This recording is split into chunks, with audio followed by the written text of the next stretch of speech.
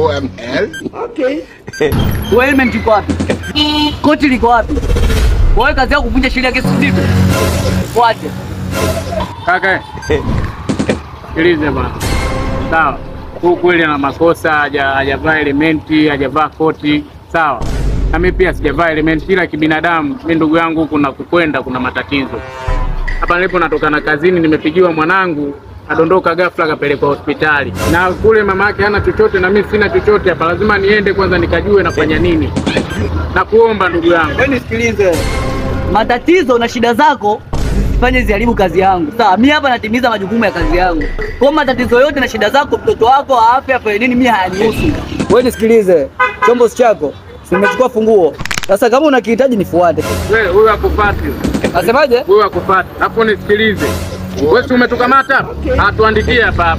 Lakini huyu hawezi kukokota pikipiki kukupata wewe. Hii pikipiki imetoka huko nzima. Haina tatizo lolote. Uwezi ukaniambia hapa eti akokote tu akufuate wewe hadi unapotaka. Unashindwa nini kumalizana hapa?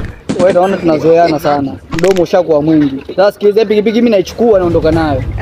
Njoo uchukue. Mbona bishana mimi? Wewe nikikuchekea wewe mwanangu mimi kule nampoteza. Njoo uchukue. Mimi nachukua afu nimewe chote. Ah, chukua wewe. Wewe. Wewe mimi nakuua kweli umesikia wewe? Acha. Ah, leta fungue. Ndio pikipiki mjomba.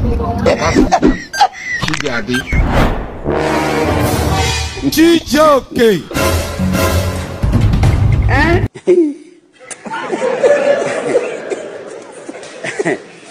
Aha.